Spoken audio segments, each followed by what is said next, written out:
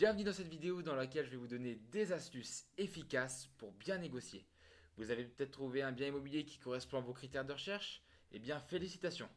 La prochaine étape est de faire une proposition d'achat au vendeur et par la même occasion faire baisser son prix de vente. Mais comment négocier? Dans cette vidéo, je partage avec vous un redoutable plan de négociation qui a fait ses preuves. Ce que vous devez vous mettre en tête, c'est que pour faire accepter une offre d'achat plus basse, vous allez devoir entrer dans le jeu de la négociation. Vous devez être dans un état d'esprit de gagnant. Donc premièrement, ne soyez pas gêné de négocier. Tout le monde s'attend à ce que vous négociez et c'est tout à fait normal. Ensuite, n'ayez pas peur de rater la négociation. Au pire, vous pouvez toujours faire une offre au prix suite à la négociation. Voilà, donc ce qu'il faut savoir, c'est que dans l'achat d'un bien immobilier, il n'est jamais question d'honneur. Et surtout, ce qu'il faut retenir, c'est que quelques minutes de négociation peuvent vous faire économiser des milliers d'euros, surtout dans un achat immobilier. Vous êtes toujours motivé? Alors découvrons ensemble les 3 étapes à suivre pour faire baisser le prix. Tout d'abord, vous devez évaluer la situation du vendeur. Il faut déjà s'assurer que le vendeur soit motivé. Voilà, cette remarque peut paraître évidente, mais j'insiste bien sur ce point. Il n'y a rien de pire qu'un vendeur qui en réalité teste le marché et n'a pas de vraie raison de vendre. Voilà, mais en revanche, dans la majorité des cas, si un propriétaire vend son bien immobilier, c'est qu'il a forcément une bonne raison. Donc vous devez absolument découvrir cette raison. Toute la négociation dépend de cette étape. Une des raisons les plus avantageuses pour vous serait qu'il soit contraint de vendre. Pour un divorce, une mutation, une naissance, un décès, peu importe. Mais dans ce cas-là, vous pouvez faire une très bonne négociation. Et là, vous allez me dire, mais d'accord, mais comment savoir la raison de la vente? Et c'est justement là que je peux vous aider. Voici quelques astuces qui peuvent vous aider à découvrir la raison de la vente. Premièrement, posez la question. Cela peut paraître évident, mais tout le monde ne le fait pas. Donc pitié, prenez votre courage à deux mains et posez la question. Et ne vous inquiétez pas. Le vendeur qui répond n'est pas dérangé par la question et celui qui ne répond pas ne sera pas dérangé puisqu'il n'a pas répondu. Je vous fais un petit exemple pour un vendeur qui ne souhaite pas vous donner la réelle raison de la vente. Il suffit juste de lui poser la question que je vous ai dit, donc la question qui est très simple, c'est de lui demander directement pourquoi souhaitez-vous vendre. Et à ce moment-là, si vous voyez que le vendeur ne souhaite pas forcément répondre ou il tourne un petit peu autour du pot, eh bien il y a une astuce très simple. Il suffit simplement de dégrader le bien ou le quartier. Là, a priori, vous allez me dire, comment ça dégrader Il suffit tout simplement de le faire douter et de lui dire une phrase du style, par exemple, d'accord, mais j'imagine que si vous ne souhaitez pas me dire, c'est parce que le quartier est peut-être un peu trop bruyant. Et en disant ça, le vendeur va avoir peur. Et oui, à ce moment-là, il va avoir peur parce qu'il va penser, il va un petit peu douter justement sur le fait que vous soyez encore intéressé. Donc ça va l'obliger et le forcer à révéler la réelle raison de la vente. Ensuite, vous devez identifier des indices. Faites très attention. Là-dessus, il y a des personnes qui passent un petit peu à travers, mais il faut vraiment tout analyser et bien réfléchir. Je vais vous donner un petit exemple. Pour un appartement ou une maison qui est vide, on peut se douter qu'il n'y a personne qui y habite justement, et donc il coûte des sous en échange de rien. Donc on peut se douter que le vendeur est pressé de vendre. Ensuite, une annonce sur internet qui est en ligne depuis plusieurs mois, par exemple sur Le Bon Coin ou Se Loger.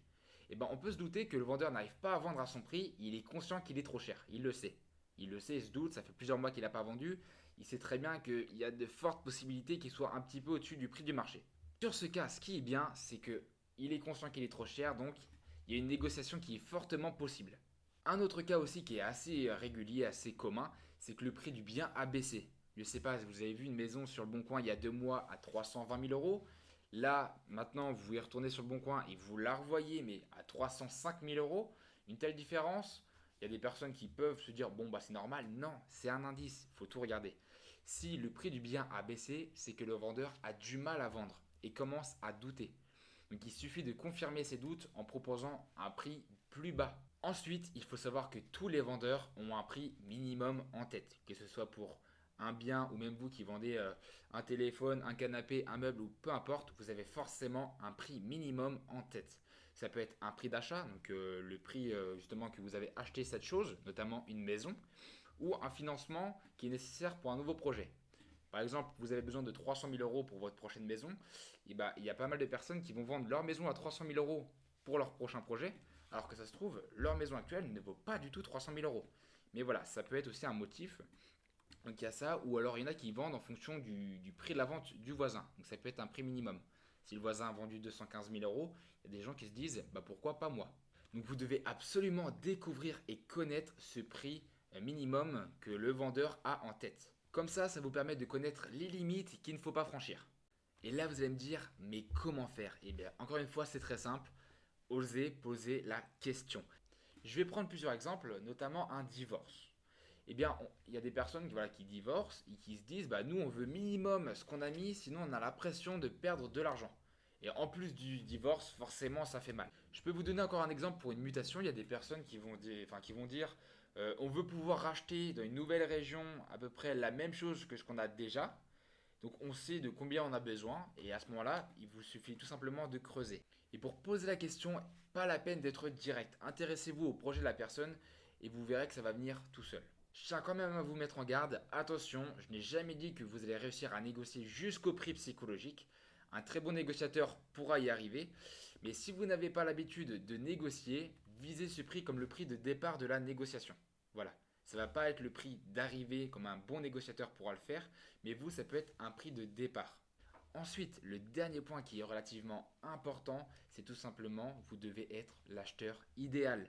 Vous allez lui expliquer que tout est prêt de votre côté et que vous êtes bien organisé. Ensuite, vous allez bien lui expliquer que votre notaire est déjà informé de votre démarche et se tient prêt pour convenir d'un rendez-vous pour la signature du compromis. Et ensuite, vous finirez par lui expliquer que votre dossier pour l'assurance est prêt et complété. Donc là-dessus, il n'y a pas d'inquiétude. Vous devez le rassurer. Il va vraiment justement être satisfait là-dessus. Vous devez indiquer aussi que ce n'est pas votre première visite et que vous savez exactement ce que vous voulez. Ne parlez jamais de rétractation, de délai. Tout ça, c'est négatif et c'est le meilleur moyen de fermer la porte directement. Comme vous pouvez le constater, la négociation, j'adore ça. C'est pour cette raison en partie que je suis dans l'immobilier. Donc comme vous l'avez compris, parler négo, c'est facile. Le faire, c'est un peu plus compliqué. Personnellement, je suis moi-même conseiller immobilier donc chez DBCS Immo, donc une agence immobilière sur Rennes. Donc toutes les informations sur l'agence sont dans la description et vous pouvez voir aussi sur l'écran du coup mes coordonnées. Donc si vous avez la moindre question, allez-y, je vous répondrai avec plaisir. Voilà, donc on va se quitter malheureusement. Donc merci d'avoir regardé cette vidéo et je vous souhaite vraiment bon courage dans toutes vos négociations. Voilà, à la prochaine.